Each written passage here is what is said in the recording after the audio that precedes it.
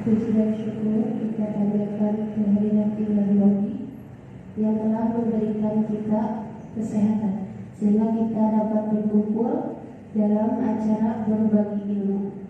Salawat dan salam tak lupa kami curahkan kepada junjungan kita Nabi Muhammad Shallallahu Alaihi Wasallam. Yang terhormat Ibu Kepala Sekolah TK Al-Islamiyah, yang terhormat Ibu-Ibu Guru TK Al-Islamiyah. Langsung saja kita ke acara inti, yaitu berbagi ilmu dalam budaya positif di sekolah. Salam dan bahagia. Salam damai sejahtera, Om Swastiastu, Namo Buddhaya, salam kebajikan. Rahayu untuk kita semua.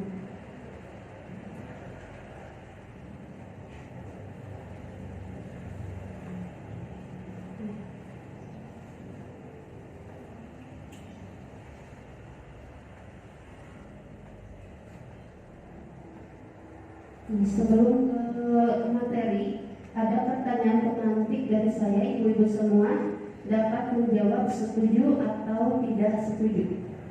Pertanyaan yang pertama yaitu, hukuman dapat mendisiplinkan anak, setuju atau tidak? Tidak. Yang kedua, pemberian hukuman dengan hal positif seperti membaca atau membersihkan halaman sekolah dapat meningkatkan disiplin anak, setuju atau tidak? Setuju. Memberi penghargaan dapat meningkatkan motivasi belajar anak. Setuju. Nah, dari pertanyaan pemantik ini, ibu-ibu boleh diingat kembali jawaban yang telah dikeluarkan. Nanti kita lihat di materi selanjutnya apakah jawaban ibu-ibu sudah benar atau belum. Nah, di sini ada topik yang akan disampaikan, yaitu tentang yang ke-1, yaitu tentang disiplin positif dan nilai-nilai kebajikan universal. Yang kedua ada teori motivasi, hukuman dan penghargaan, serta restitusi. Materi yang ketiga ada keyakinan kelas. Yang keempat, kebutuhan dasar manusia dan dunia berkualitas. Yang kelima yaitu restitusi, 5 posisi kontrol. Dan yang keenam restitusi, segitiga restitusi. Nah, yang ke-1 yaitu nilai disiplin positif dan nilai-nilai kebajikan universal. Di sini ada perubahan paradigma ya ibu-ibu semua. Kita akan ada kegiatan kepalan tangan. Misalkan di sini ada si A dan ada si B. Anggap saja bayangkan si A itu adalah ibu-ibu semua dan si B adalah teman ibu. Jadi di sini ibu-ibu coba menyobekkan secacik kertas kecil, kemudian tuliskan benda atau sesuatu yang sangat berharga untuk ibu-ibu. Kemudian letakkan, dibayangkan saja, tidak apa-apa ya, dibayangkan saja, tidak usah dilakukan kegiatannya. Iya, bayangkan saja. Kemudian letakkan di salah satu tangan ibu dan genggam benda tersebut dengan segala daya. Kemudian buatlah sebuah kepalan. Nah, di sini ada si B, yaitu teman ibu. Dia akan mencoba dengan sebuah tenaga dengan berbagai cara untuk meminta ibu memberikan benda tersebut.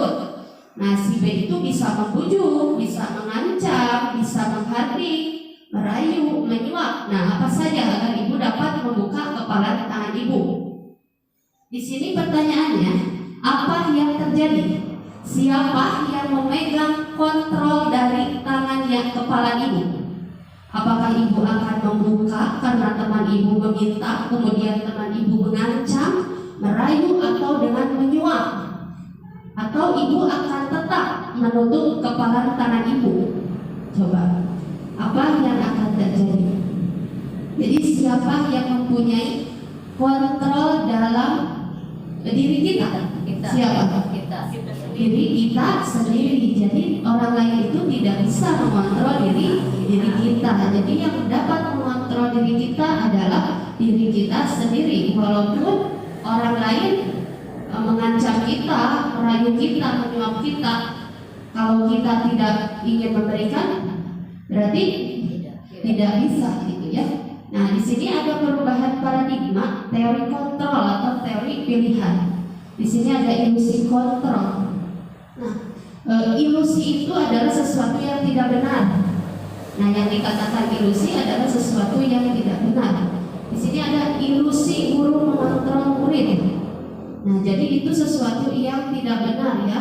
Nah, dikarenakan murid itu tidak bisa dikontrol oleh kita, karena murid pun sama, dia itu harus mampu mengontrol dirinya sendiri. Walaupun ada sebagian waktu kita mengontrol murid, dikarenakan murid tersebut mengizinkan kita untuk mengontrol dirinya. Jadi tidak bisa langsung dikontrol oleh kita, kecuali murid tersebut memberikan izin kepada kita untuk mengontrol dirinya. Kemudian di sini ilusi bahwa kritik dan membuat orang merasa bersalah dapat menguatkan karakter. Nah, ini pun sesuatu yang salah, karena dengan kritik dan membuat anak merasa bersalah itu dapat membuat diri anak itu merasa bahwa dirinya itu sangat buruk. Nah, itu pun sering kita lakukan sebenarnya kepada anak. Apabila anak melakukan kesalahan, kita langsung menyalahkan anak tersebut. Nah, tanpa kita sadari, anak itu merasa kalau dirinya itu sangat buruk, apalagi di depan teman-temannya. Nah, itu. Kemudian ilusi bahwa semua penguatan positif, efektif dan bermanfaat, seperti penguatan bujukan. Nah, di sini seperti kita memberi bujukan kepada anak untuk melakukan sesuatu. Nah, itu pun sangat tidak efektif dan tidak bermanfaat untuk jangka waktu panjang, karena itu tidak ada motivasi dari diri sendiri, atau dikatakan dengan motivasi intrinsik dari dalam. Jadi anak ingin melakukan sesuatu karena ada bujukan, bukan karena kemauan diri sendiri. Kemudian di sini ilusi bahwa orang dewasa memiliki hak untuk memaksa. Nah, ini juga sesuatu yang salah.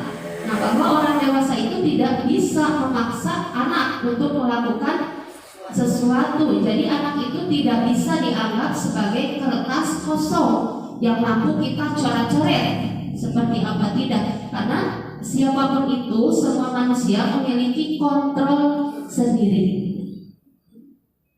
Kemudian di sini perubahan paradigma stimulus respon dan teori kontrol atau teori pilihan. Kalau di sini ada stimulus respon, misalkan kita itu mencoba mengubah orang agar berpandangan sama dengan kita. Kalau di teori pilihan, di teori kontrol, kita itu harus berusaha memahami pandangan orang lain, jadi tidak bisa memaksakan. Jadi karena teori kontrol itu memberikan sesuatu memerdekakan manusia. Kemudian perilaku buruk itu dilihat sebagai suatu kesalahan. Namun kalau untuk di teori kontrol, semua perilaku memiliki tujuan, walaupun melakukan perilaku yang salah. Anak melakukan perilaku yang salah, secara otomatis anak memiliki tujuan. Jadi kita tidak bisa menyalahkan anak ketika melakukan perilaku buruk. Nah, itu kita harus mencari tahu dulu apa tujuan dari anak tersebut. Kemudian orang lain bisa mengontrol saya. Nah, itu stimulus respon. Kalau di teori pilihan, hanya Anda yang bisa mengontrol diri Anda, ya. Nah, itu seperti itu ya. Kita langsung saja di sini. Di sini ada disiplin positif, teori kontrol atau teori pilihan dari Dr. William Glasser. Jadi kita itu tidak bisa mengontrol orang lain, hanya kita yang bisa mengontrol diri sendiri. Nah, karena semua perilaku memiliki tujuan. Di sini modelnya, kalau teori pilihan itu model berpikirnya menang dan menang. Jadi tidak ada yang menang, tidak ada yang kalah. Jadi semuanya kedua-duanya modelnya yaitu menang dan menang. Kemudian harus ada kolaborasi dan konsensus menciptakan pilihan-pilihan baru. Jadi bukan disalahkan, tetapi kita mencari lagi solusi bersama, itu kan melakukan kerjasama. Kemudian di sini ada realitas kebutuhan. Nah, realitas kebutuhan kita itu berbeda satu dengan yang lainnya. Jadi kita itu harus berusaha memahami pandangan orang lain tentang dunia. Kemudian setiap orang itu kan memiliki gambaran yang berbeda. Di sini ada makna disiplin. Nah, sebelum ke makna disiplin, saya ingin bertanya terlebih dahulu kepada ibu-ibu semua, apakah makna disiplin itu? Silahkan ibu-ibu boleh menjawab.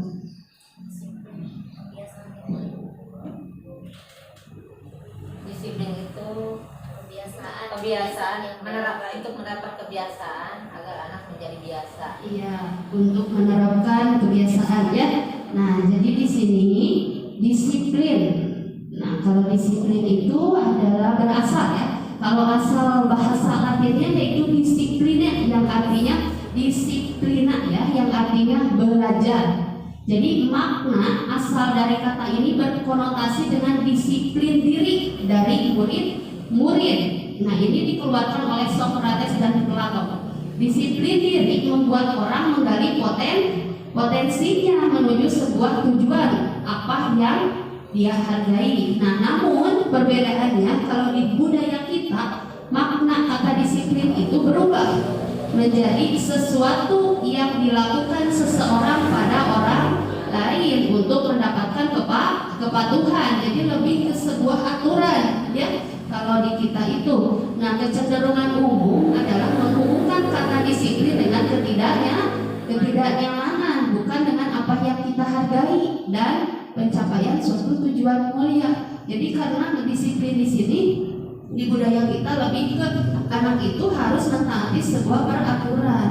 Jadi tidak bisa anak tersebut menghargai dirinya atau mencapai suatu tujuan yang mulia. Nah, di sini ada nilai-nilai kebajikan universal. Jadi nilai-nilai kebajikan adalah sifat-sifat positif manusia yang merupakan tujuan mulia yang ingin dicapai setiap individu. Nah, itu kalau nilai-nilai kebajikan. Nilai-nilai tersebut bersifat universal. Nah, dan lintas bahasa, suku bangsa, agama maupun latar belakang. Jadi setiap perilaku atau perbuatan itu memiliki tujuan.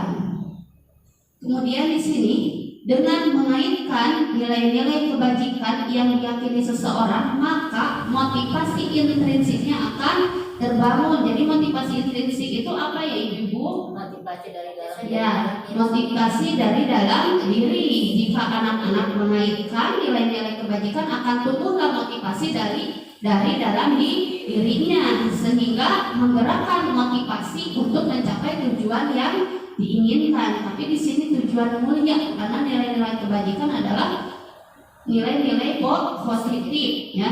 Kemudian di sini ada nilai-nilai kebajikan yang ingin dicapai oleh setiap anak Indonesia. Nah, kita kenal dengan yang 6 dimensi itu Ibu-ibu apa ya? Coba yang 6 dimensi. Disiplin. Bukan Bu, nilai-nilai kebajikan. Nah, itu profil pelajar Pancasila. Coba Bu, kita sebutkan apa saja profil pelajar Pancasila. Mandiri. Betul. Beriman, bertakwa kepada Tuhan Yang Maha Esa dan berakhlak mulia. Kemudian bernalar, kritis, berkebinekaan, global, bergotong royong dan kreatif. Nah, itulah nilai-nilai kebajikan yang ingin dicapai di Indonesia. Makanya kita sekarang sudah melakukan melakukan dan memberikan pembekalan kepada anak mengenai profil pelajar Pancasila. Kemudian untuk tema yang kedua, pembelajaran yang kedua yaitu teori motivasi, hukuman dan penghargaan serta restitusi, di mana tadi saya sudah memberikan pertanyaan pemantik, mungkin akan terjawab di sini ya. Nah, teori motivasi perilaku manusia untuk menghindari ketidaknyamanan atau hukuman. Jadi anak itu di dalam dirinya bertanya, begini, apakah yang akan terjadi apabila saya tidak melakukannya? Jadi karena anak itu menghindari sebuah hukuman, makanya anak ini mau melakukan sesuatu. Nah itu termasuk motivasi apa, Bu? Motivasi intrinsik atau motivasi eksternal? Eksternal, karena motivasi dari luar, dari orang lain.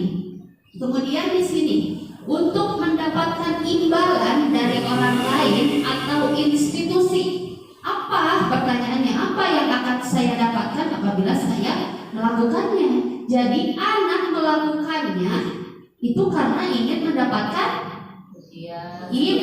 imbalan. Nah, baru anak mau melakukan. Kalau anak tidak, kalau anak tidak melakukan berarti tidak mendapatkan imbalan. Nah, itu motivasi apa ya Ibu?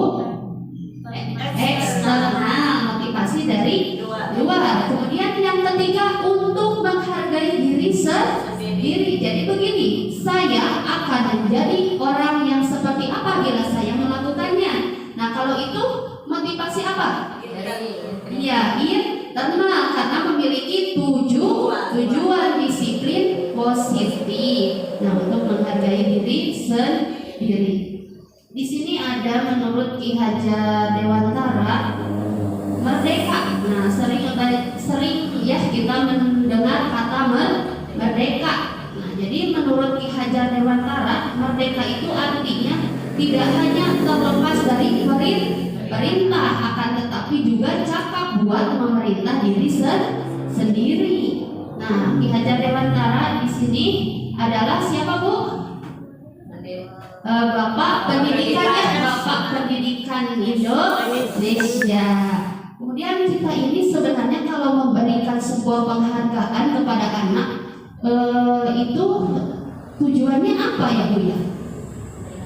Memberikan motivasi sebenarnya. Namun kalau di sini memberikan penghargaan kepada anak sama dengan anak dihukum oleh kita. Jadi anak itu dihukum oleh penghargaan. Nah, jadi bahwa penghargaan itu berlaku sama dengan hukuman.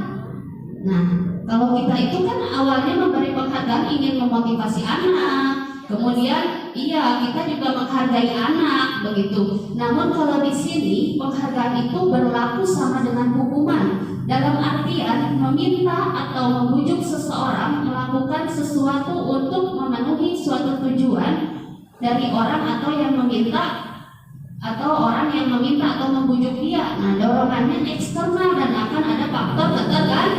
Nah, itu akan ada faktor ketergantungan. Adapun dampaknya dari sebuah penghargaan, dari pemberian penghargaan, pengaruh jangka pendek dan jangka panjang. Jadi anak itu tidak akan begini, Bu, jangka panjangnya. Jadi anak akan melakukan sesuatu karena sebuah penghargaan. Iya. Jadi bukan karena motivasi dalam dirinya, namun karena ingin mendapatkan penghargaan, imbalan seperti itu. Kemudian penghargaan itu sama dengan menghukum. Kenapa dikatakan menghukum? Karena kita tidak menumbuhkan motivasi dalam diri anak, tetapi menumbuhkan motivasi eksternal. Jadi anak tidak bisa menghargai dirinya sendiri. Kemudian penghargaan mengurangi ketepatan. Begini, karena anak itu kan seperti begini ya, Bu. Kalau ada anak yang memang memiliki kemampuan, namun ada anak yang antusias ketika mendengar sebuah hadiah. Nah, jadi anak-anak yang lainnya itu yang memang memiliki kemampuan dari dalam diri itu akan tertutupi oleh anak yang memang antusias ketika mendengar akan diberikan penghargaan itu. Jadi itu mengurangi ketepatan sebenarnya. Kemudian tidak efektif, yaitu sebuah penghargaan itu tidak efektif dan penghargaan itu dapat merusak hubungan.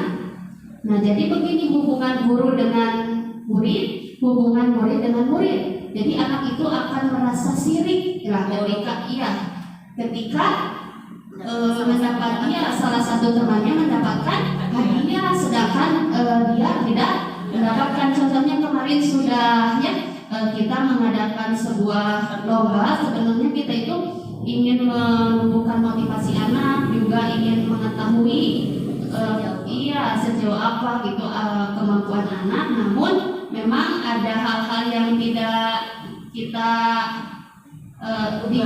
kita duga ya, ada anak yang menangis karena tidak mendapatkan hadiah. Nah itu pun juga akan merusak hubungan antara orang tua murid dengan kita, juga guru, kemudian dengan murid. Nah itu ya. Kemudian di sini dihukum oleh penghargaan juga akan menurunkan kualitas anak, karena anak itu hanya ingin melakukan bila ada sebuah imbalan, sebuah penghargaan, juga mematikan kreativitas anak dan mengurangi motivasi intrinsik. Nah, itu ya. Di sini ada program kebajikan atau apresiasi.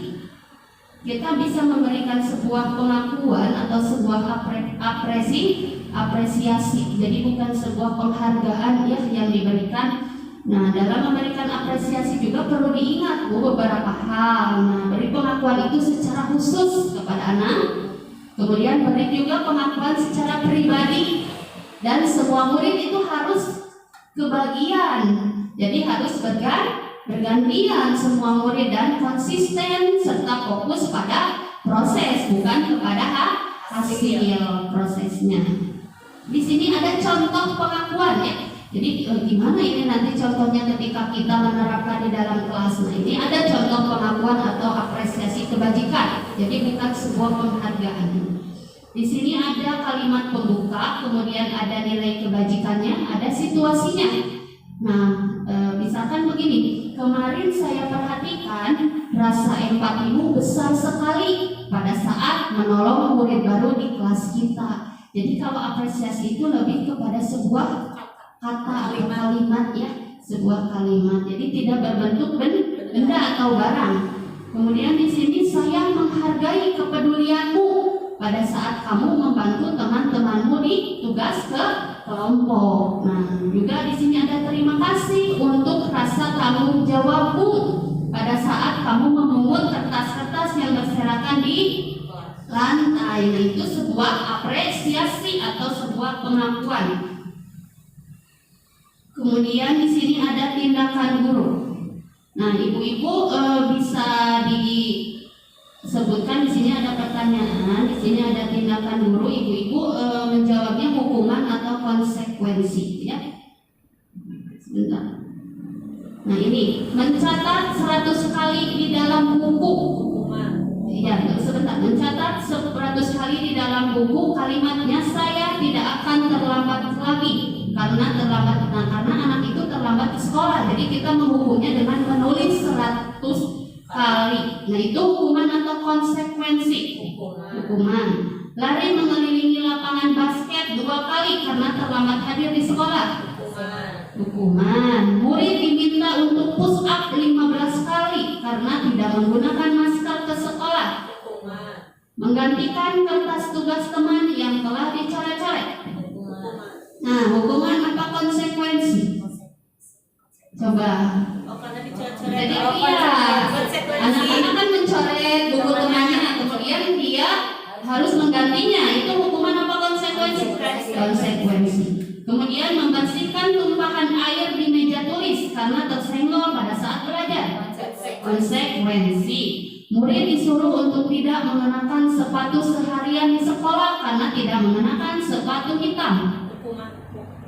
Coba. Hukuman atau konsekuensi?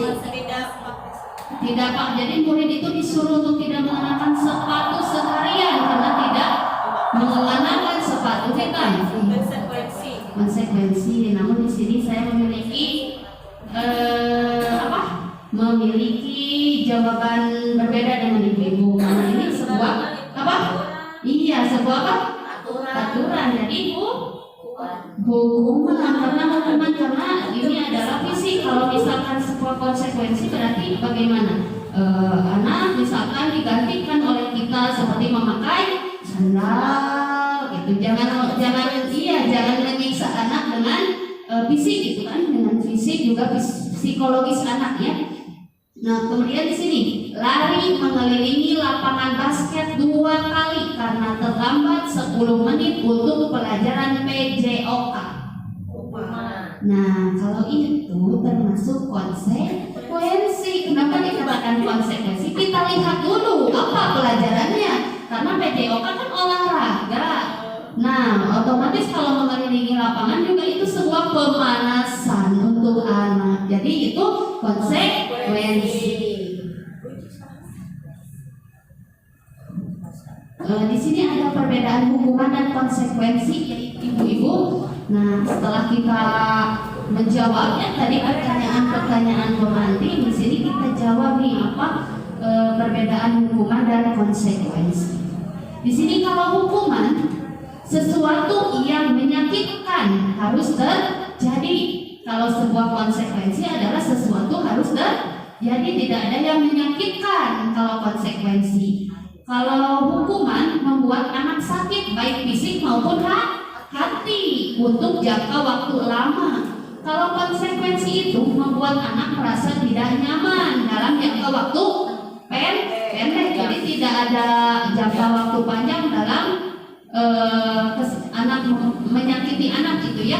Kalau anak membenci kedisiplinan, kalau untuk konsekuensi itu anak menghargai disiplin. Kalau hukuman itu bentuknya bagaimana? Paksaan. Kalau untuk konsekuensi adalah stimulus tanggapan.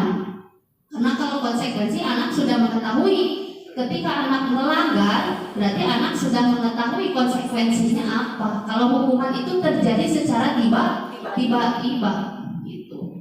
Kemudian kalau di sini ada juga Bu di sini mungkin ibu-ibu semua juga belum tahu, sama seperti saya, apabila saya tidak mengikuti program ini juga saya tidak tahu restitusi. Apakah ibu-ibu pernah mendengar apa yang dikatakan dengan restitusi? Ya, kalau mendengar saya pernah, tapi saya tidak paham apa sih yang disebut dengan restitusi.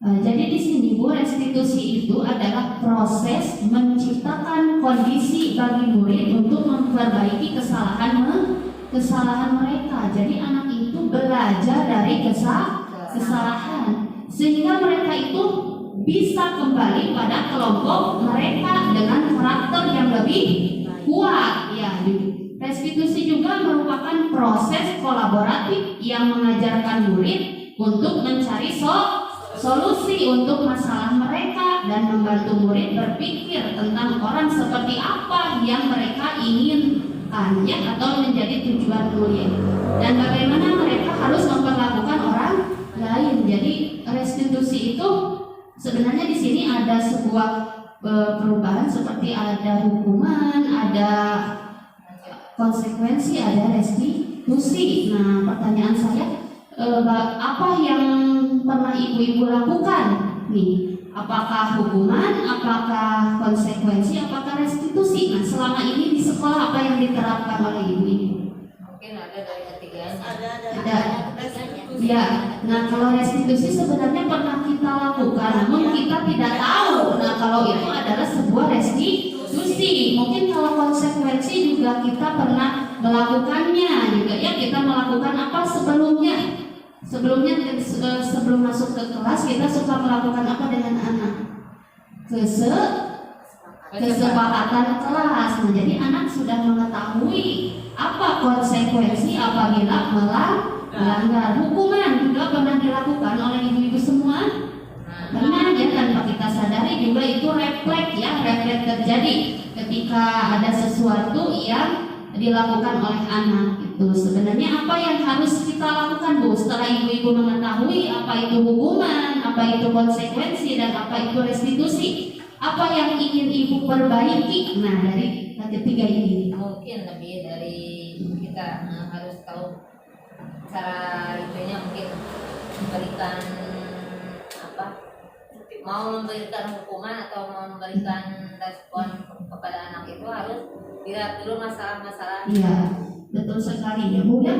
Kalau di sini, jadi kita itu menganjurkan untuk menggunakan restitusi. restitusi, karena di sini anak itu mencari tahu apa kesalahannya. Iya, belajar dari kesalahan yang dilakukan. Kemudian anak mencari tahu apa solusi yang akan dilakukan dan bagaimana nanti anak akan memperlakukan orang lain, ya. Nah, seperti itu. Nah, di sini juga ada identitas gagal dan identitas sukses. Kalau hukuman itu masuknya kepada identitas apa, Bu? Gagal. Nah, karena itu menyakitkan untuk anak, sebuah hukuman itu baik fisik maupun mental anak. Kemudian anak itu akan merasa tidak nyaman untuk jangka panjang. Kemudian korban itu memang sih kalau untuk korban di sini kalau hukuman itu mendapatkan apa? Keadilan, ya. Kalau di konsekuensi korban itu bisa diabaikan. Apalagi kalau di restitusi korban mendapatkan ganti sebenarnya. Tapi Bu, sebelum kita lanjut, saya akan tanya kalau konsekuensi dan restitusi itu termasuk kepada apa, Bu? Identitas apa? Identitas gagal atau identitas sukses? Sukses ya, Bu. Kalau untuk konsekuensi dan restitusi itu termasuk kepada identitas sukses, berbeda dengan sebuah hukuman. Kalau hukuman itu termasuk kepada identitas gagal. Jadi di sini kalau hukuman, sesuatu itu yang menyakitkan harus terjadi kepada anak. Berarti kita melakukan sebuah hukuman itu bisa berupa fisik atau kata-kata, ya, kepada anak. Kalau di konsekuensi sesuatu harus terjadi karena memang sudah disepakati sebelumnya. Kenapa harus terjadi? Karena disepakati sebelumnya oleh guru dan anak. Itu namanya konsekuensi. Kalau restitusi ini merupakan pilihan. Nah, sebuah pilihan ini apa yang akan dilakukan oleh anak setelah melakukan kesalahan. Kalau di sini hukuman itu tidak nyaman untuk anak dalam jangka waktu yang panjang. Kalau konsekuensi bagaimana? Tidak nyaman, sama ya. Sebenarnya kalau konsekuensi pun sama, tidak membuat anak nyaman. Namun ini untuk jangka waktu yang pendek. Kalau restitusi justru ini menguatkan anak atau murid dalam jangka waktu yang panjang. Jadi anak itu lebih menjadi pribadi yang lebih baik kalau menggunakan restitusi. Kalau di sini murid atau anak akan tersakiti dengan sebuah hukuman. Kalau dengan sebuah konsekuensi apa, Bu, ya? Murid atau anak dibuat tidak nyaman, namun tidak tersakiti karena memang sudah disepakati, anak sudah mengetahui. Kalau di restitusi ini masalah akan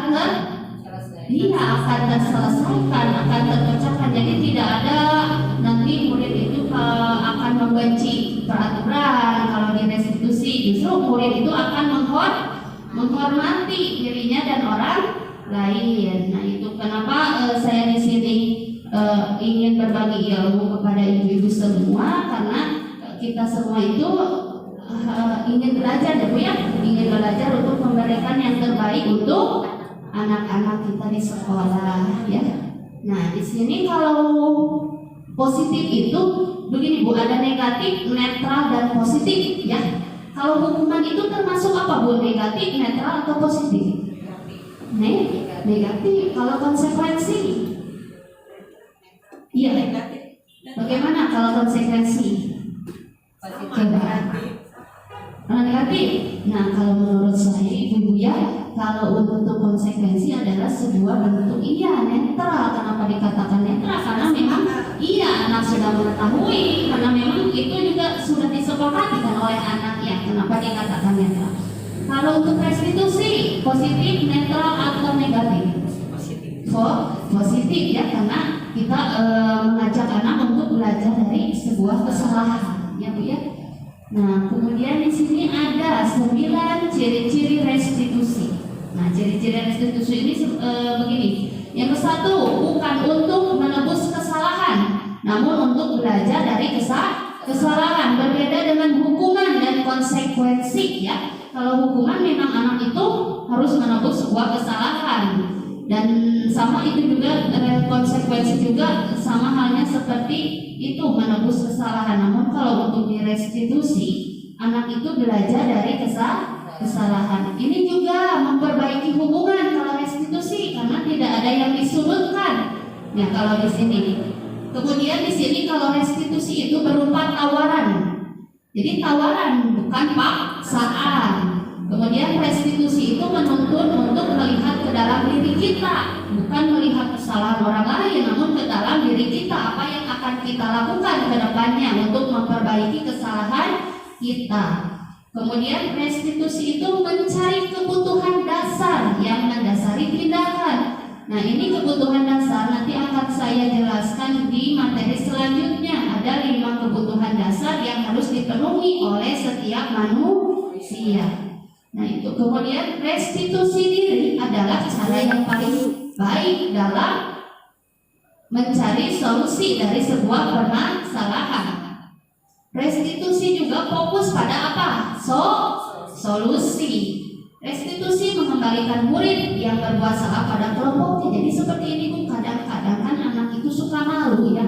Ketika sudah melakukan kesalahan, kemudian kita hukum atau kita hukum dengan sebuah kalimat atau kata-kata, kemudian anak itu pasti akan merasa murung. Dan ketika bergabung dengan temannya lagi, dia itu akan merasa malu karena dia merasa kalau dirinya itu tidak baik. Nah, tapi kalau untuk restitusi itu dapat mengembalikan murid itu kepada kelompoknya kembali, namun dengan karakter yang lebih kuat, yang lebih baik. Kemudian untuk pembelajaran ketiga, ya ibu-ibu di sini ada keyakinan kelas. Sebenarnya sudah kita lakukan. Nah, keyakinan kelas itu sama dengan apa ya? Yang sudah kita lakukan Bu kepada anak, seperti kesepakatan kelas. Sebenarnya ini sama saja. Keyakinan kelas dan kesepakatan kelas itu, namun untuk sekarang diganti saja namanya dengan keyakinan kelas, bukan kesepakatan lagi. Nah, di sini mengapa tidak peraturan saja? Mengapa harus keyakinan kelas? Nah, apa bedanya Bu ya peraturan dengan keyakinan kelas? Kenapa kita tidak menuliskan saja itu adalah sebuah peraturan? Kenapa kita menuliskannya dengan sebuah keyakinan kelas? Peraturan itu masih identik dengan hukuman. Peraturan itu harus dipatuhi. Iya. Kalau keyakinan bisa disepakati. Nah, kalau peraturan itu yang dibuat oleh siapa? Oleh kita, oleh guru kan? Kalau peraturan itu dibuat oleh guru atau dibuat oleh sekolah. Tapi kalau keyakinan kelas dibuat oleh bersama guru dan murid. Kalau peraturan kan memang sudah ditetapkan oleh sekolah. Misalkan harus memakai sepatu hitam. Nah, itu kan sebuah peraturan, tidak bisa diganggu gugat, dan itu pun memang dikeluarkan oleh sekolah. Nah, anak itu mau tidak mau harus menuruti. Kalau keyakinan kelas di sini kita itu berkolaborasi dengan anak. Apa yang akan kita yakini di dalam kelas? Nah, bagaimana caranya kita untuk mentaati keyakinan yang sudah kita buat. Jadi tidak ada yang dirugikan gitu ya. Jadi sebenarnya keyakinan kelas itu untuk mendukung motivasi intrinsik, kembali ke nilai-nilai atau keyakinan-keyakinan, dan lebih menggerakkan seseorang dibandingkan mengikuti serangkaian peraturan. Jadi anak itu lebih aktif untuk melakukan hal-hal yang telah disepakati. Beda lagi kalau dengan peraturan, anak itu merasa kalau dirinya itu melakukan sesuatu yang tidak diinginkan, jadi tidak nyaman untuk melakukan sebuah aturan tersebut. Bagaimana menciptakan budaya positif? Nah, bagaimana ibu-ibu ya supaya kita mampu menciptakan budaya positif? Coba dengan apa nih? Dengan apa supaya budaya positif dapat terjadi gitu kan di sekolah kita? Coba dengan apa supaya kita itu mampu menciptakan budaya positif? Dengan lingkungan. Kita harus menciptakan dulu lingkungan yang positif, barulah dapat mencapai budaya positif di sekolah kita. Kemudian dengan apa yang tadi kita sebutkan, dan keyakinan kelas. Nah itu, dan peraturan kelas ya. Nah sehingga kita itu dapat mencapai budaya positif. Di sini yang mana yang merupakan keyakinan kelas ya? Mengapa? Nah itu. Di sini sudah disebutkan contoh ya Bu ya, contoh kesepakatan kelas. Kesepakatan kelas atau keyakinan kelas. Datang tepat waktu, mengucapkan salam. Nah, jadi ditulis kita itu, iya, kita itu membuat sebuah apa ya namanya? Poster ya Bu ya, bukan poster, apa kita membuat sebuah poster. Nah, kita tulis saja. Berikan sebuah kertas kepada anak, nanti bisa ditempel gitu di papan tulis juga bisa. Nah kemudian di sini menjaga kebersihan sekolah itu termasuk apa Bu ya?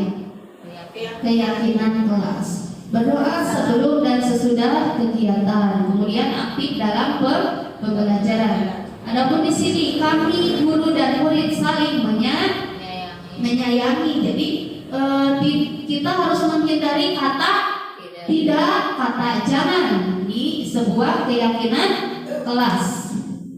Kita harus menggunakan kata-kata yang positif, tidak boleh menggunakan kata yang negatif. Di sini kami murid yang semangat belajar, kami murid yang peduli dengan teman-teman. Nah, itu mungkin contoh kesepakatan atau keyakinan kelas yang bisa kita lakukan di sekolah. Kalau di sini seperti rasa hormat ya, rasa hormat di sini kami meyakini bahwa sangat penting untuk menghormati semua orang dan barang milik orang lain, karena banyak itu kan anak-anak yang tidak menghormati ya barang-barang seperti barang di sekolah, dia itu kan ingin rusak, kemudian barang temannya juga seperti itu, dia tidak mampu menjaga atau menghargai milik orang lain. Nah iya, itu seperti makanan, ya makanan orang lain diambil kemudian dimakan tanpa permisi. Nah seperti itu. Jadi itulah gunanya kita membuat keyakinan kelas. Ini dalam kerjanya, dalam bentuk kerjanya itu kami itu meyakini bahwa sangat penting untuk mengerjakan segala pekerjaan atau mengikuti kegiatan yang telah ditugaskan, seperti itu. Kemudian di sini ada kegiatan pendalaman keyakinan kelas. Di sini ada tabel T dan Y. Kalau saya ada proyektor, mungkin saya bisa menampilkan ya kepada ibu-ibu semua, karena di sini tidak ada.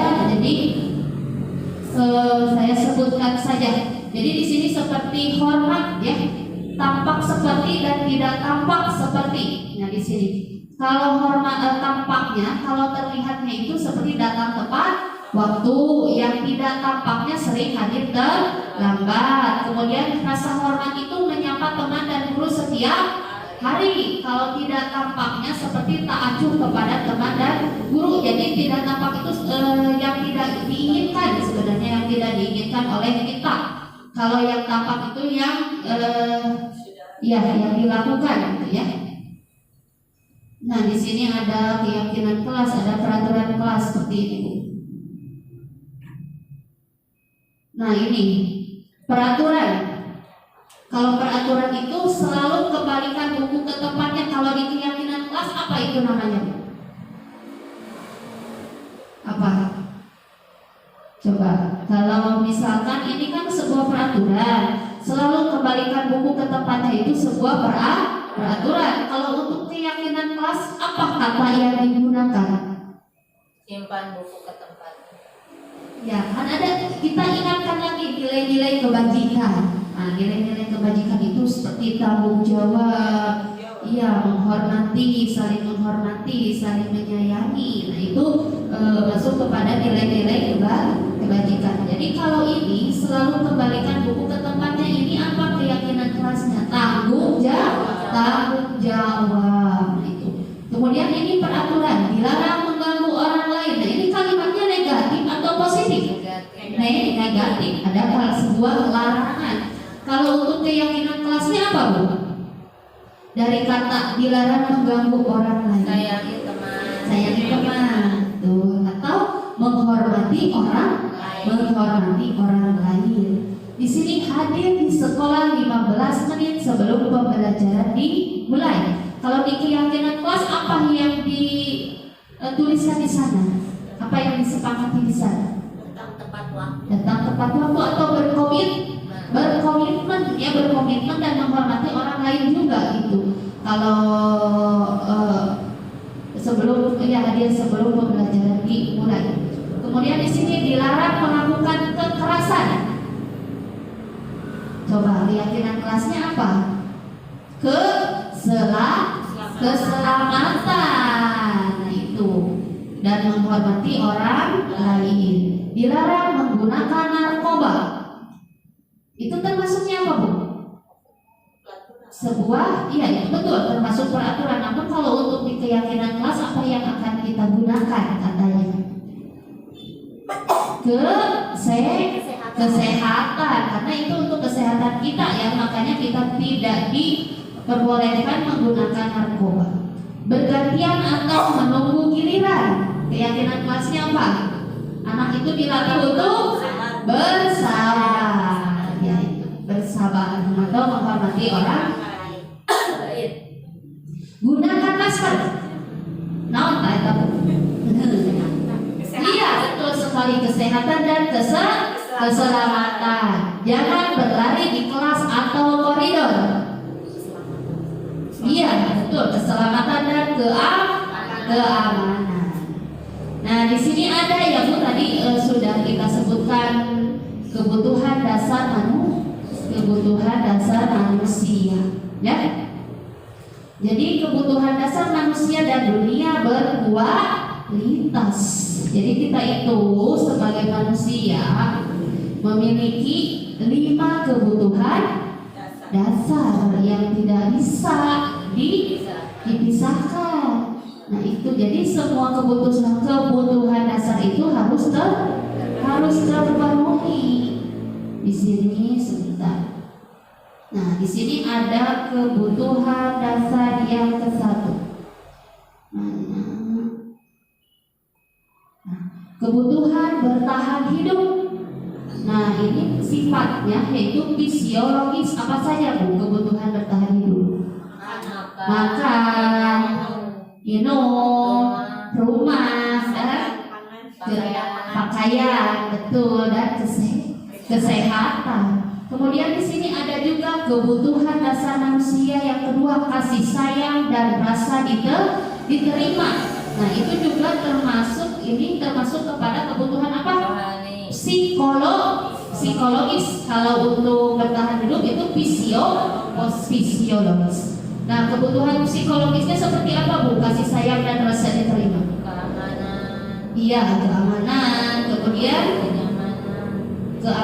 kenyamanan, kemudian kebutuhan hubungan ya dan koneksi sosial, baik di dalam keluarga, baik di dalam teman, kemudian di dalam kelompok. Nah, jadi kebutuhan untuk memberi dan menerima kasih sayang itu merasa kalau dirinya itu menjadi bagian dari sebuah kelompok, jadi diakui sebenarnya. Kemudian di sini kebebasan. Kebutuhan dasar kebebasan atau kebutuhan akan pilihan, seperti kebutuhan akan kemandirian, otonomi, memiliki pilihan dan mampu mengendalikan arah hidup seseorang. Jadi di sini anak itu tidak mau sebenarnya bukan tidak mau, karena anak itu ingin memiliki kebebasan. Jadi setiap kita melakukan di sini kumpul ada anak yang keluar dari kelompoknya karena anak itu merasa karena kebutuhan dasarnya itu adalah kebebasan, ingin bebas. Iya, betul. Kalau yang keempat yaitu kesenangan, kebutuhan untuk merasa senang. Nah, jadi seperti apa, Bu? Sudah kita lakukan itu seperti prinsip pembelajaran di TK, Bu, bermain. Jadi anak itu merasa bahwa kebutuhan kesenangannya itu terpenuhi dengan bermain. Nah, itu ya. Kemudian di sini penguasaan atau penghargaan. Jadi ada seorang anak nih. Contohnya ada seorang anak yang ingin dihargai ya atau memiliki ingin penguasaan seperti saya ketuanya. Nah, saya ketuanya nih di dalam kelompok ini, misalkan anak iya geng-gengan cenderung kalau untuk di tingkat-tingkat atas ya, tapi kalau untuk di TK mungkin tidak ya, tidak ada. Nah, namun ada saja nih anak yang ingin sebuah penghargaan atau penguasaan. Kita lanjutkan. Di sini ada 5 posisi kontrol. Jadi kita itu sebagai pendidik ada 5 posisi kontrol. Di sini ada penghukum, ada pembuat rasa bersalah, ada teman, ada pemantau, dan ada manajer. Ya, ada manajer. Seperti di sini, motivasinya yaitu atau guru berbuatnya. Seperti penghukum, kalau penghukum itu seperti apa Bu? Ya contohnya, menghardik, ya Bu ya, menghardik anak, menunjuk-nunjuk anak ketika anak melakukan kesalahan. Kemudian menyakiti anak, menyindir. Nah, itu sebuah hukuman, dan posisi kontrol guru adalah sebagai penghukum di sini. Kalau untuk pembuat rasa bersalah, jadi guru itu berceramah dan mengatakan seharusnya kamu itu melakukan ini. Nah, itu sebuah apa? Posisi kontrol pembuat rasa bersalah menggunakan kata-kata halus, lebih ke kata-kata halus. Kemudian ibu kecewa dengan kelakuan kamu, misalkan. Itu ya, itu contohnya. Kalau posisi teman, jadi membuatkan alasan-alasan untuk muridnya. Jadi seperti gurunya bicara begini, ayolah lakukan demi ibu. Nah, itu termasuk posisi teman. Jadi di sini sebenarnya ada baiknya dan tidak baik ya, karena anak itu merasa kalau guru itu bisa sejajar dengan dirinya, karena ibu itu merasa lemah ya kalau posisi teman. Jadi guru itu seperti lemah di sini. Jadi ayolah lakukan demi ibu, nanti ibu kepala sekolah marah deh sama bu guru. Pernah nggak ibu melakukan itu? Tidak ya, tidak. Nah, kemudian di sini posisi pemantau. Nah, kalau posisi pemantau apa? Menghitung dan mengukur ya, menghitung dan mengukur setiap perilaku anak. Kita itu dipantau saja anak itu, dilihat apa yang dilakukan anak, kemudian apa peraturan yang dilakukan atau yang dilanggar oleh anak. Kemudian di sini kalau posisi manajer itu kita itu mengajukan pertanyaan kepada anak. Jadi contohnya apa yang kita yakini, apa yang bisa kita kerjakan untuk memperbaiki masalah ini. Nah, itu posisi manajer. Nah, di sini ada identitas gagal, ada identitas berhasil atau sukses, ya.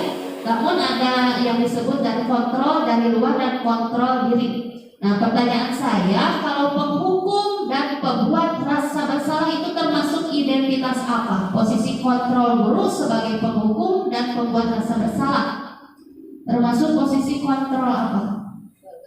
Iya, identitas gagal karena anak itu menghindari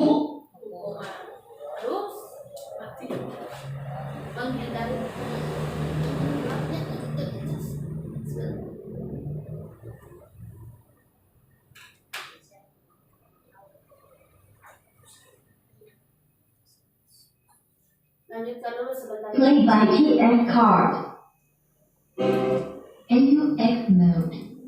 FM mode. Bluetooth mode.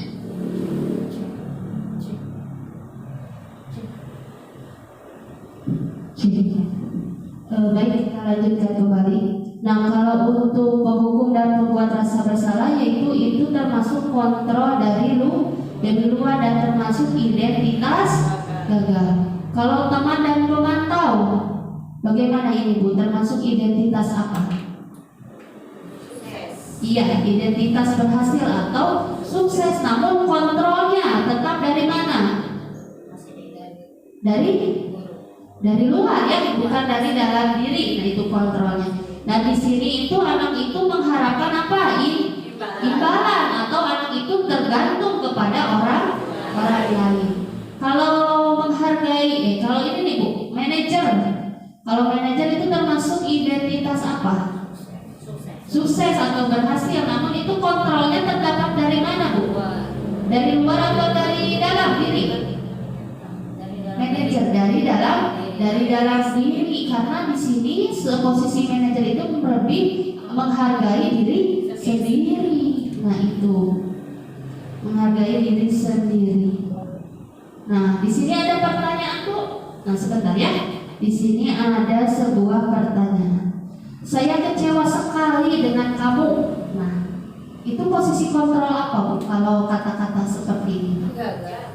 Iya, betul. Namun kan posisi kontrol kita ada penghukum. Nah, itu 5 posisi kontrol itu. Ada penghukum, ada pembuat rasa bersalah, ada posisi teman. Nah, pembuat orang merasa bersalah. Betul sekali. Kalau ini pertanyaannya, kamu tidak pernah benar melakukannya. Kamu tidak pernah benar melakukannya. Nah, itu posisi kontrol apa? Pembuat rasa bersalah. Apa? Penghukum. Itu menghardik ya, menghardik anak.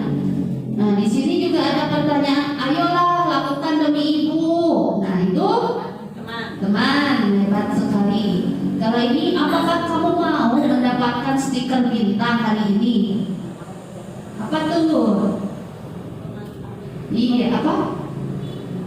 Coba, apa Bu? Posisi kontrol apa? Apakah kamu mau mendapatkan stiker bintang hari ini? Siap. Nah, kalau ini adalah posisi kontrol pemantau ya. Tadi Ibu sudah betul, tapi Ibu ragu-ragu ya.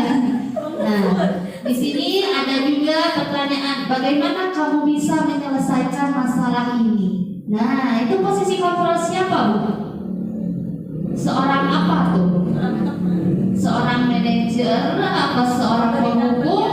Apa? Nah, bagaimana kamu bisa menyelesaikan masalah ini? Nah, hebat sekali. Berarti posisi kontrol manajer. Ya, pertanyaan lagi Bu, kamu selalu yang paling terakhir. Tak kemana dong itu teh?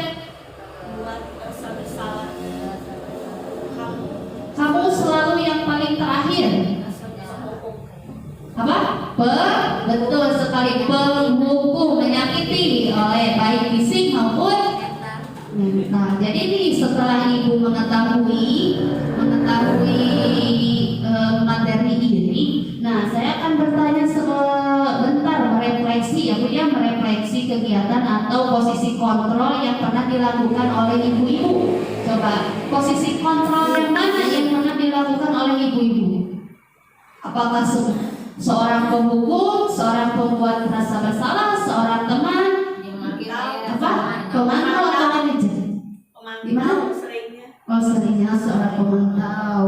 Nah, sesekali juga kita pernah ya Bu ya melakukan membuat anak merasa bersalah itu.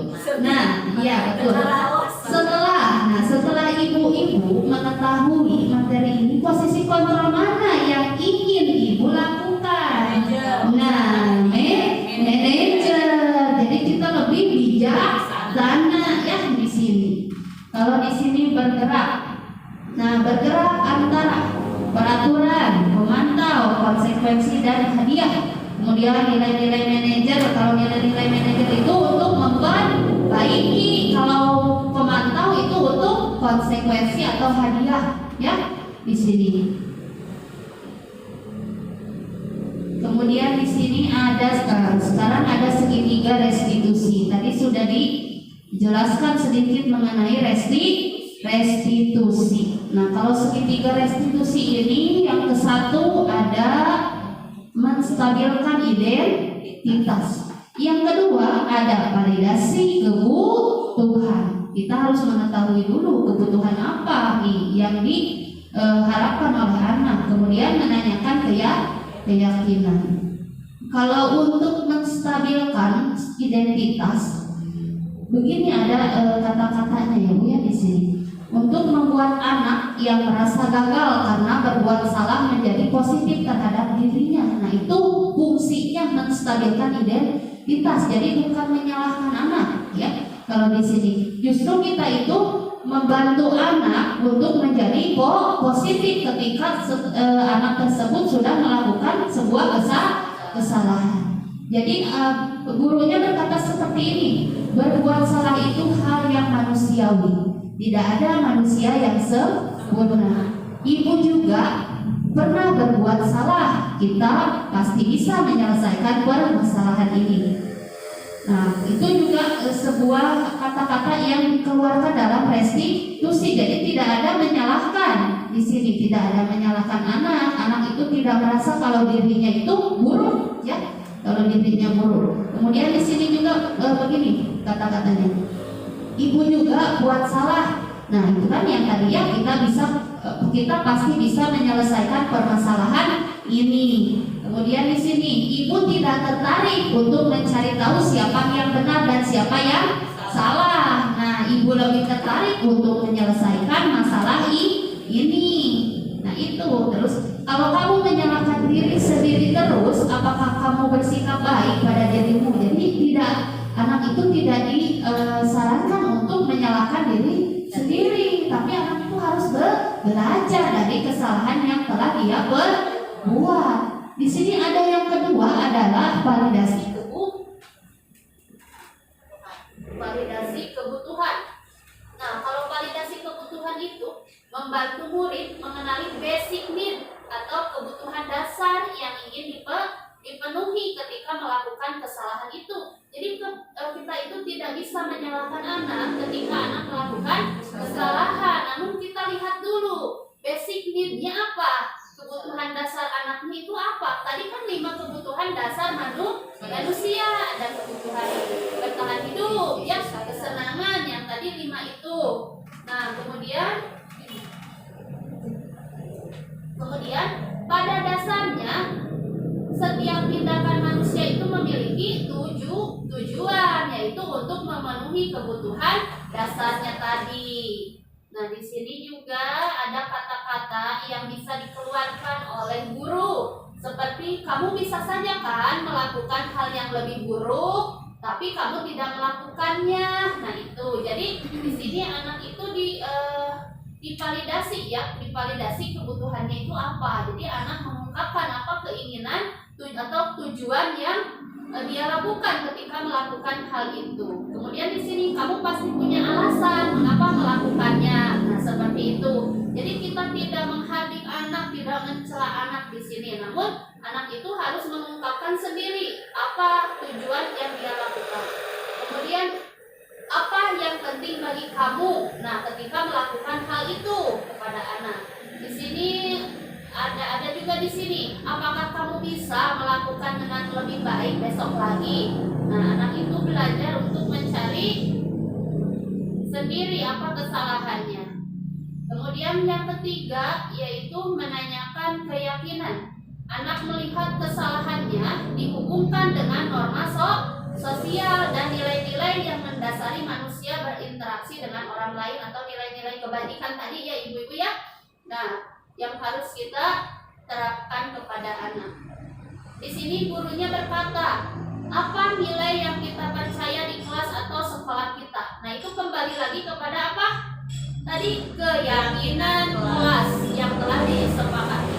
Kemudian nilai-nilai universal apa yang telah kita sepakati? Karena kan di keyakinan kelas itu yang disepakati adalah apa? Nilai-nilai kebajikan. Kemudian kelas yang ideal itu seperti apa sih? Nah, boleh ditanyakan kepada anaknya untuk anak itu supaya mengetahui apa yang akan dia lakukan di kemudian hari. Kemudian begini, apa yang kamu rasakan ketika kamu melakukan itu? Nah, kamu menjadi orang yang seperti apa? Jadi anak itu akan mengungkapkan bagaimana, apakah anak itu ketika melakukan itu merasa senang. Jadi kita mengetahui kebutuhan dasar apa yang anak butuhkan, ya. Nah mungkin cukup sekian ibu-ibu materi dari saya tentang penerapan budaya positif atau implementasi budaya positif di sekolah kita. Apakah ibu-ibu ini ada pertanyaan atau apa yang ingin ditanyakan? Silahkan. Nah, kalau untuk materi, alhamdulillah di sini sudah habis ya. Sudah, terima kasih. Nah, kita sudah berada di penghujung materi ya. Sudah selesai materi yang saya sampaikan. Semoga materi yang saya sampaikan dapat menambah ilmu ya Bu ya, menambah ilmu pengetahuan kita untuk memberikan pembelajaran yang bermakna untuk anak. Apakah ada pertanyaan dari ibu-ibu atau sudah jelas? Seperti itu, Mangga. Iya, Mangga. Minta contoh yang restitusi tadi lupa. Iya, kalau contoh restitusi alhamdulillah sudah saya lakukan ya Bu ya. Nah, setelah kebetulan kan ada sebuah sebuah tindakan bukan masalah ya. Ada dua orang ya di sini. Ada dua orang anak yang pada saat itu kita sedang melakukan lomba ya Ibu ya. Kita sedang melakukan lomba doa-doaan. Nah, setelah itu anak tersebut duduk bersama untuk makan di lapangan ya. Nah, anak tersebut kan dua orang anak itu jajan. Nah, kemudian kreseknya itu kan sama. Nah, hitam sama kan karena belinya di warung yang sama sebetulnya. Karena kalau untuk makanannya saya sepertinya berbeda, hanya untuk sebuah kreseknya saja warnanya juga hitam, ukurannya juga sama. Kemudian anak itu menangis ya. Nah, kemudian menangis. Setelah itu saya bawa anak itu dua-duanya saya ambil ke kelas. Nah, kemudian saya tanyakannya di sini. Saya tanya kenapa, misalkan, kenapa nih menangis? Nah, kan kita tidak tahu anak itu menangis karena apa.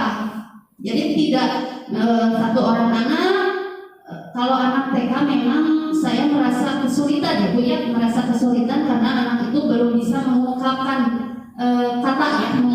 kata. Kalau berekspresi anak sudah bisa. Kalau sedih, anak merasa sedih dengan menangis, begitu. Kalau senang, tertawa. Nah, kalau untuk mengeluarkan kata mungkin sedikit susah. Kalau untuk anak TK berbeda lagi dengan tingkat-tingkat atas, mungkin lebih mampu mengungkapkan apa yang dia rasakan. Jadi kalau untuk anak TK dipancing oleh kita, ya dipancing oleh pertanyaan-pertanyaan. Nah, itu kemudian anak itu berbicara, tadi Sisil bawa kresek aku. Nah, kita itu tidak bisa langsung menyalahkan Sisil kan. Nah, jadi kita itu posisi kita adalah kan harus menjadi seorang manajer ya di sana. Nah, kita itu, oh begitu ya, Sisil tadi bawa kresek aku. Enggak, iya, ibu guru juga tahu Sisil nggak bawa kresek Adel karena kan kreseknya sama. Nah, itu jadi kita itu tidak bisa menyalahkan salah satu anak gitu. Dan kemudian iya kan anak itu jadi mengakui karena kan kreseknya sama. Jadi Sisil nggak bawa punya Adel kan? Iya, katanya gitu. Nah, kemudian setelah itu termasuk dengan validasi identitas. Jadi ya itu termasuk validasi identitas. Kemudian kita yang kedua tadi apa Bu? Yang kedua sebelum menanyakan keyakinan. Yang kedua tadi apa? Coba. Memperbaiki hubungan. Nah, yang kedua itu menanyakan sebelum menanyakan keyakinan itu yang ketiga, validasi kebutuhan. Nah, kalau ini yang pertama menstabilkan identitas. Di sini menstabilkan identitas itu jadi tidak akan membuat anak bersalah. Jadi membuat anak yang merasa gagal itu harus berbuat menjadi positif ya, karena kita tidak menyalahkan anak tersebut. Dia tidak dipermalukan oleh kita. Nah, di situ kita menstabilkan identitas anak tersebut supaya tidak disalahkan oleh orang lain. Kalau di sini validasi kebutuhan. Nah, kalau validasi kebutuhan seperti kita itu menanyakan, nah kenapa, misalkan apa sih, kenapa Sisil melakukan itu, kan gitu kan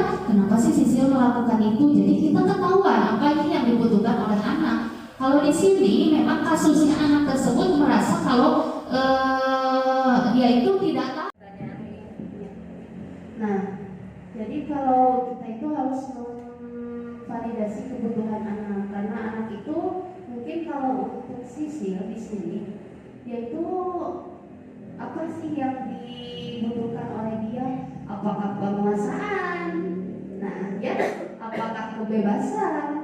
Apakah kasih sayang? Nah, seperti itu sebenarnya kita melihat dari kasus-kasus sebelumnya ya. Kalau sisil itu memang seperti di sini adalah kebutuhan dasar apa coba ibu-ibu bisa jawab? Iya, kebutuhan kasih sayang sebenarnya. Nah, dia itu Cari perhatian. iya merasa ingin diterima. Nah, itu. Kemudian kalau di sini kalau untuk menanyakan keyakinan, nah setelah saya melakukan itu saya tanyakan kepada sisilnya dan kepada adik, tidak kepada salah satu tapi kepada keduanya. Apa yang akan dilakukan setelah ini? Nah, itu kan kepada anak. Nah, anak tersebut menjawab tidak akan rebutan lagi.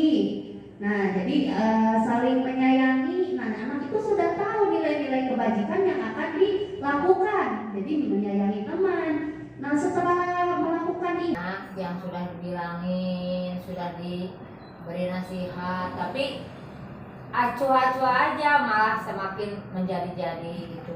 Bagaimana itu solusinya? nah jadi kalau solusi untuk anak yang memang aktif ya Bunda, aktif, kemudian dia itu kan sudah kita beritahu sebenarnya kepada anak. Nah, makanya di sini dibutuhkan sebuah restitusi. Kebetulan kan ada anak seperti ini Bu. Kalau kita ketika anak melakukan kesalahan, anak seperti itu tidak bisa langsung kita ambil. Diamkan dulu. Nah, sampai dia tenang. Nah, kalau kita langsung ambil, dia otomatis tidak mau dan tidak mendengar. Nah, tidak akan mendengarkan apa yang kita katakan. Pasti dia akan melawan. Dan itu pun memang kalau kita ingin merubah, kita itu sebenarnya tidak bisa merubah ya Bu, kodrat anak. Nah, kodrat alam itu sebenarnya kodrat alam dan kodrat zamannya. Kalau kodrat alam memang tidak bisa kita rubah dikarenakan memang anak itu sudah membawa karakter sendiri. Nah, dan karakter tersebut sudah dibentuk oleh lingkungan pertama anak dilahirkan, yaitu lingkungan keluarga ya, lingkungan keluarga. Nah, di sini kita bisa melakukannya yaitu dengan kolaborasi dengan orang tuanya. Kita sebenarnya ditanyakan dengan orang tuanya, kita panggil orang tuanya, kemudian tanyakan apakah memang karakter anaknya seperti itu. Kan banyak sekali anak yang berbeda karakternya di rumah dengan di sekolah. Kalau di rumah seperti itu, kalau di sekolah misalkan seperti ini. Nah, itu juga bertentangan. Jangan sampai kita bukan peraturan. Jangan sampai kita menerapkan kepada anak kedisiplinan itu berbeda dengan kedisiplinan yang diterapkan di dalam rumah. Otomatis tidak akan menerap kepada anak karena adanya perbedaan. Apalagi kita di sekolah waktunya itu terbatas hanya 3 jam, juga itu terpotong oleh istirahat dan juga kita tidak fokus pada salah satu anak, namun kita itu fokus kepada semua anak. Nah, kita disarankan untuk bekerja sama, berkolaborasi dengan orang tuanya agar menerapkan nilai-nilai kebajikan juga untuk membimbing anak agar menjadi pribadi yang lebih baik. Kalau misalkan di sekolah susah sudah dikasih tahu, biarkan saja dulu, biarkan dia tenang dulu. Nah, nanti misalkan sepulang sekolah kita ambil, jangan sampai kita melakukan sebuah restitusi ya, bisa dikatakan melakukan sebuah restitusi itu di tempat yang ramai, namun harus di tempat yang tenang. Nah, seperti itu. Mungkin memang tidak bisa langsung satu kali kita berhasil, namun sebuah restitusi juga itu harus berkali-kali sampai berhasil, karena memang anak itu harus selalu diingatkan. Mungkin begitu ya Ibu.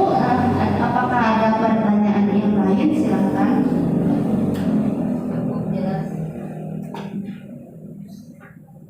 Cukup? Iya. Alhamdulillah Robbil Alamin ya, kita tutup acara ini dengan mengucapkan hamdalah bersama. Alhamdulillah. Terima kasih kepada ibu-ibu semua yang telah berkenan yang hadir dalam acara ini. Semoga ilmu yang kita dapatkan dapat kita implementasikan di sekolah kita, juga untuk memperbaiki kualitas kita sebagai seorang pendidik, untuk memberikan pembelajaran yang merdeka dan bermakna untuknya. Sekian dari saya, wabillahi taufiq wal hidayah. Wassalamualaikum warahmatullahi wabarakatuh.